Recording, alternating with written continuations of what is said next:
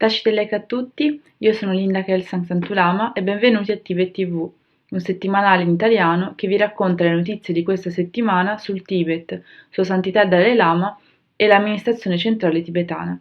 Diamo prima un'occhiata ai titoli principali delle notizie. Sua Santità il Dalai Lama sulla creazione di un mondo più felice.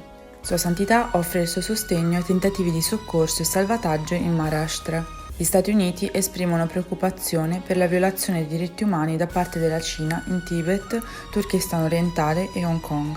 4 organizzazioni tibetane presentano in Svizzera un reclamo contro il Comitato Olimpico Internazionale. Il più grande motore di ricerca russo, Yandex, invita il rappresentante Tero Tulku Rinpoche nella sede centrale. Mercoledì scorso Sua Santità Dalai Lama ha tenuto una conferenza su Creare un mondo più felice durante un evento virtuale organizzato da Action for Happiness nel 10° anniversario della fondazione. Alla domanda su come rendere i nostri cuori più caldi, Sua Santità ha detto che sin dalla nascita gli esseri umani sono ben equipaggiati per avere un cuore caldo e prendersi cura degli altri. Il problema è il nostro attuale sistema educativo, che è orientato verso obiettivi materialistici e che deve essere riformato. Basically, we are social animal. Therefore, you see, the affection, warm-heartedness, taking care of each other is the key factor, not necessarily connected with religious belief. Without religion, simply, as soon as we're born, Sua Santità il Dalai Lama ha offerto sostegno agli sforzi di soccorso e salvataggio nello stato indiano del Maharashtra per le devastanti inondazioni degli ultimi giorni.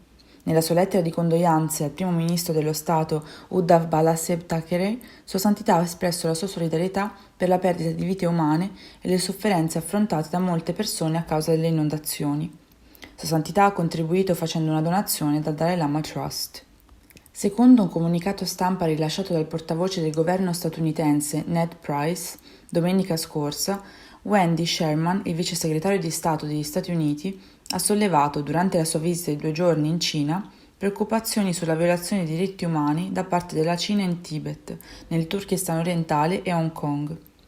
Ciò è avvenuto durante gli incontri con il consigliere di Stato e ministro degli esteri cinese Wang Yi e alti funzionari del governo cinese. Il Sikhyong Patsering dell'amministrazione centrale tibetana ha accolto con favore le preoccupazioni espresse dal vice segretario di Stato americano.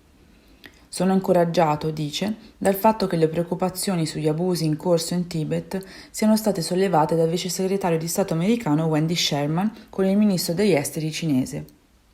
Spero che la leadership cinese ascolti l'appello e metta fine ai 60 lunghi anni di repressione e sofferenza dei tibetani in Tibet.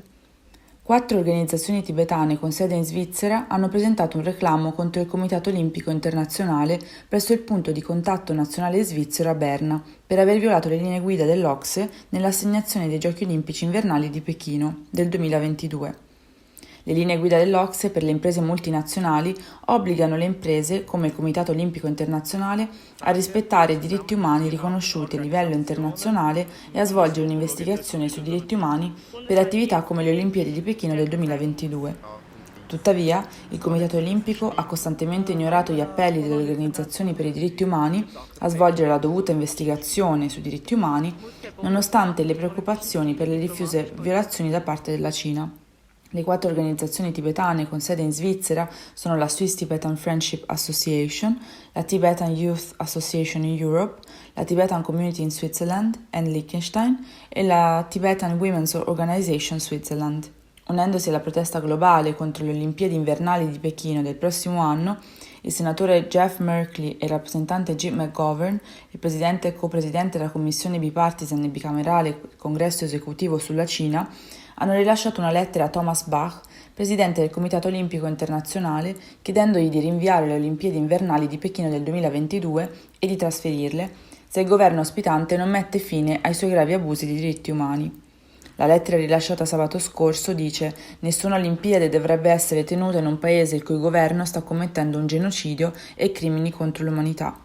I presidenti sono stati affiancati nella lettera dal senatore Marco Rubio e dal rappresentante Christopher Smith, entrambi ex presidenti della commissione esecutiva del Congresso sulla Cina.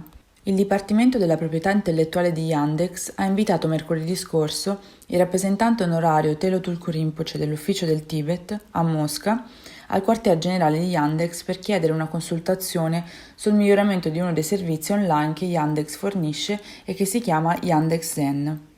Yandex è la più grande azienda tecnologica in Russia ed il più grande motore di ricerca su internet in Russia. Questa settimana è tutto, vi ringrazio per aver guardato Tibet TV e ci vediamo la prossima settimana.